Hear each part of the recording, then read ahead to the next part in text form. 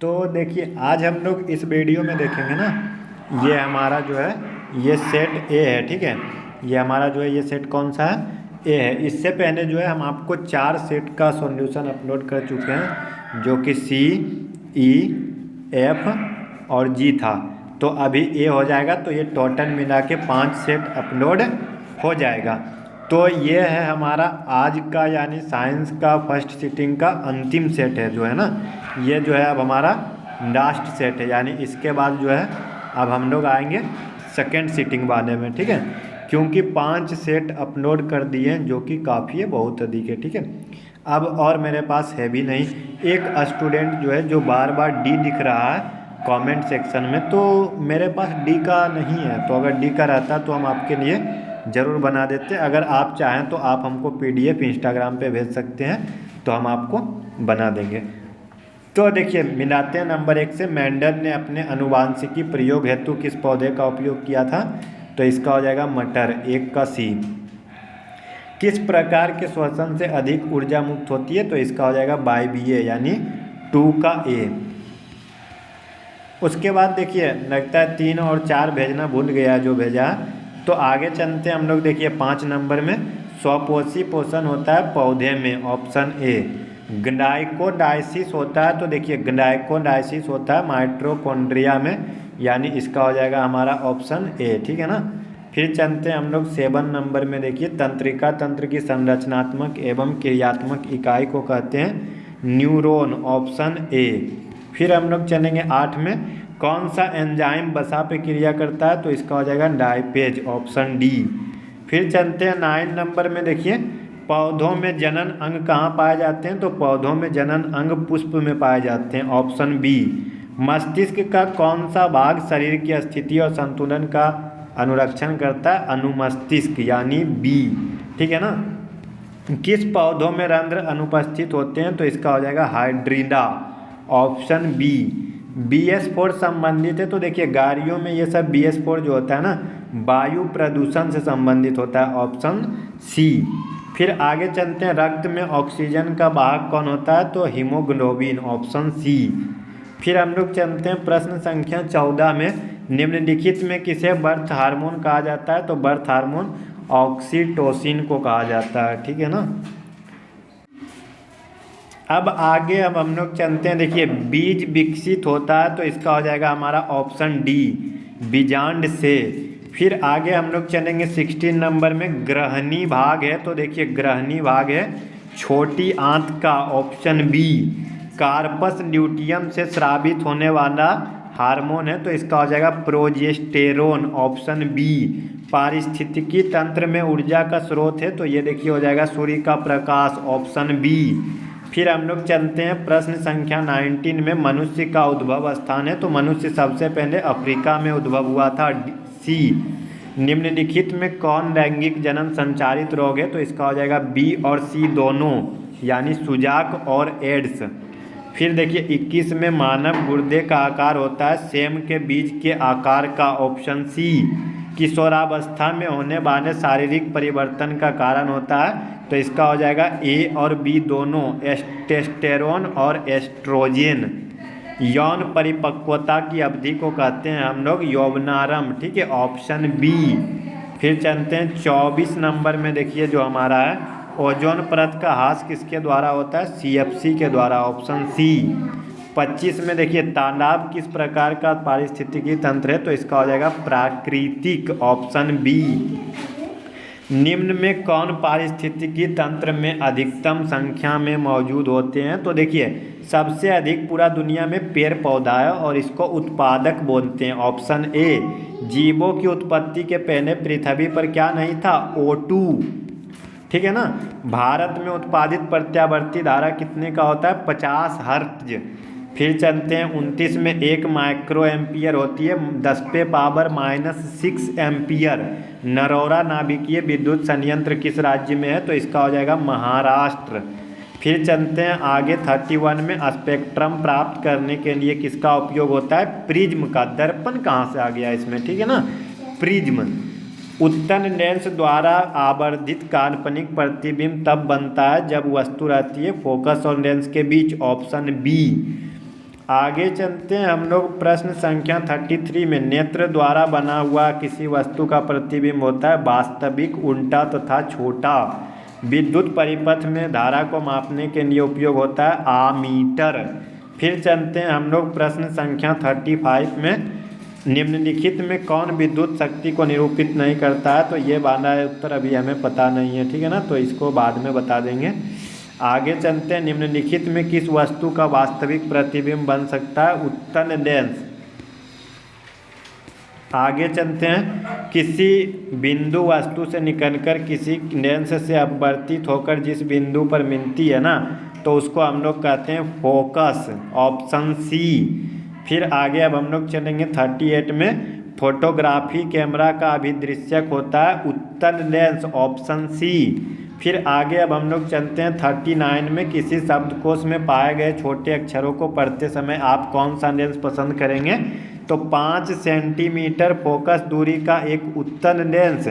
आगे चलते हैं 40 नंबर में। किसी गोलीय दर्पण तथा किसी पतले गोलीय लेंस दोनों की फोकस दूरी इतना है, तो ये कितना होगा? दोनों उत्तल, ठीक है ना, ऑप्शन डी। फिर आगे अब हम लोग चलेंगे, देखिए लगता है ये आधा करके 2 बार भेजा है, तो 1 मिनट देख लेते हैं ऊपर। देखिए हाँ, ये एक दूसरा भी भेजा है, तो देखिए 40 तक उधर हुआ है ना। अब हम लोग इसमें देखेंगे 41, ठीक है ना।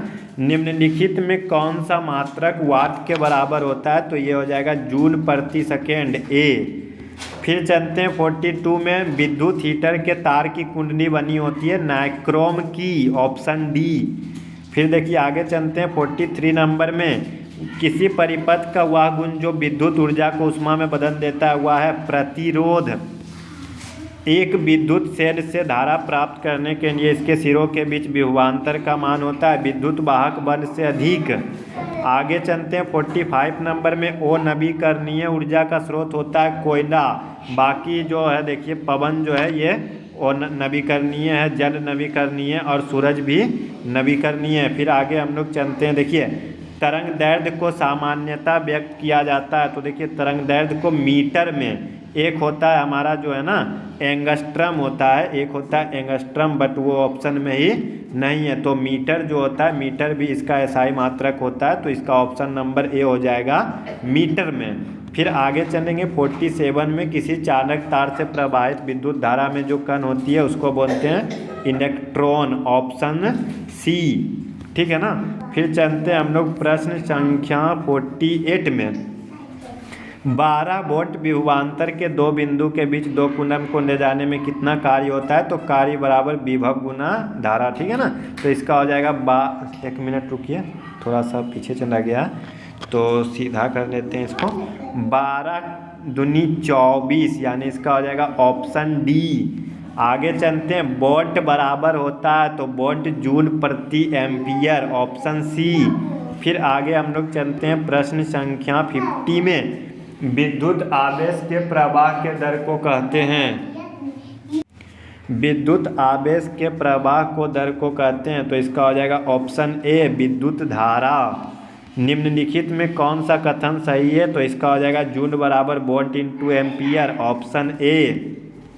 CHO अभिक्रियाशील समूह को कहते हैं एल्डिहाइड समूह, ऑप्शन सी।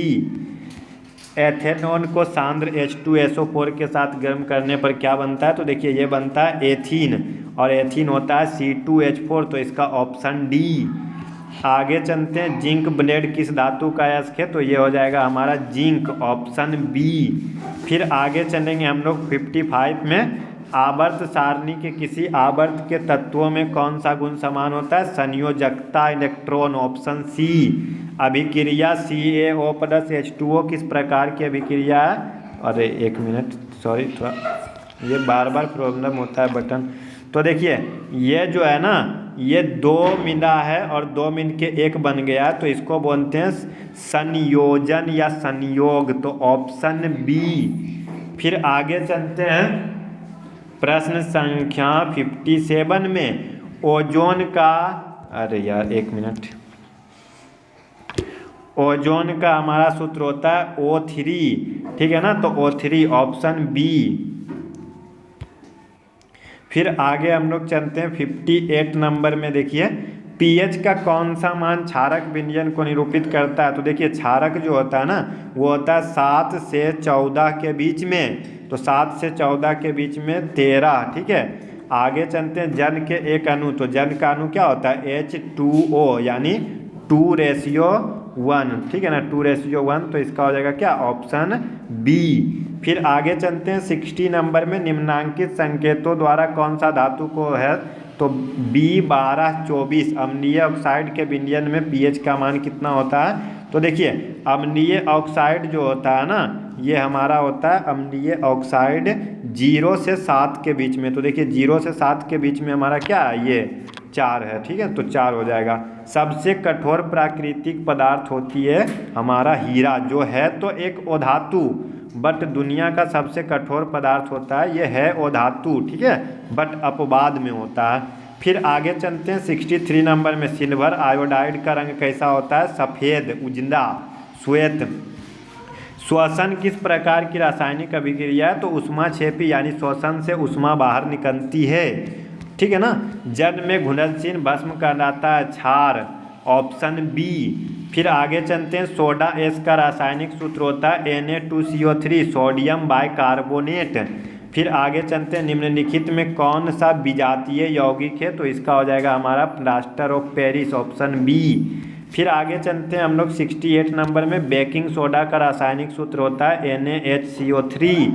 आगे चलते हैं 69 नंबर में देखिए हमारा जो है निम्नलिखित में कौन सा संक्षारक अम्ल है? सल्फ्यूरिक अम्ल। मिल्क ऑफ मैग्नीशिया का पीएच मान होता है 10.5, क्योंकि ये जो होता है ना एक क्षारक है, ठीक है, ये एक क्षार है ना, तो क्षार जो होता है 7 से 14 के बीच में, तो ये एक ही ऑप्शन है, तो कन्फ्यूजन नहीं होना है, ठीक है ना। 71 आपको नहीं पता है, मैं तो इसको रहने दीजिए। 72 भी छोड़ देते हैं। 73 में चलते हैं। आवर्त सारणी के प्रथम आवर्त में संख्या होती है 2। 74 में देखिए निम्न, इसको भी रहने देते हैं। 75 में द्वितीय आवर्त है, चुप, द्वितीय आवर्त में तत्वों के लिए कौन सा सेल बाह्यतम सेल है? तो इसका हो जाएगा एन सेल। फिर आगे चलते हैं संतृप्त हाइड्रोकार्बन श्रेणी के सदस्य को कहा जाता है एल्केन, ऑप्शन सी, ठीक है, इसका क्या हो जाएगा हमारा ऑप्शन सी।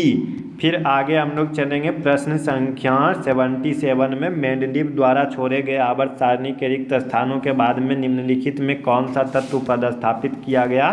तो ये गैलियम, ऑप्शन ए। आवर्त सारणी के प्रत्येक आवर्त का अंतिम सदस्य क्या होता है? तो देखिए आवर्त सारणी का अंतिम सदस्य एक निष्क्रिय गैस होता है हमेशा, एन इनर्ट गैस, जैसे कि हीलियम, नियोन, आर्गन, ठीक है ना। अब आगे हम लोग चलते हैं प्रश्न संख्या 79 में किसी तत्व में 2 सेल है और दोनों ही इलेक्ट्रॉनों से भरे हुए हैं, तो वह तत्व है हमारा नियोन, ठीक है। अब हम लोग चलेंगे 80 नंबर में, जो कि हमारा आज का सेट ए का सबसे अंतिम प्रश्न है। तो अगर आपने अभी तक हमारे चैनल को सब्सक्राइब नहीं किया है तो सब्सक्राइब करके बेल नोटिफिकेशन को प्रेस कर दें। और चलिए अब हम लोग देखेंगे आज का सबसे अंतिम प्रश्न इस सेट का, निम्नलिखित में कौन सबसे अधिक क्रियाशील हैलोजन है? तो इसका हो जाएगा फ्लोरीन यानी एफ।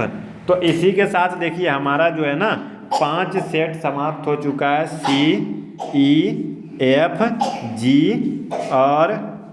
और एक क्या था C, E, F, G और A। ये 5 सेट जो है ना समाप्त हो चुका है। अगर आपके पास कोई और सेट हो और अगर आप उसका सॉल्यूशन चाहते हैं तो आप हमें भेज सकते हैं, नहीं तो अब हम इस प्रश्न पत्र को यहीं पे समाप्त करेंगे। अब हम लोग कब मिलेंगे? जब सेकेंड सीटिंग आ जाएगा ना, तो सेकेंड सीटिंग में प्रश्न आते ही हम आपको मिलेंगे उसके सॉल्यूशन के साथ। तो अगर आपने अभी तक हमारे चैनल को सब्सक्राइब नहीं किया तो सब्सक्राइब करके बेल नोटिफिकेशन प्रेस कर दें। मिलते हैं नेक्स्ट वीडियो में। वीडियो को देखने के लिए आपका बहुत बहुत धन्यवाद। जय हिंद।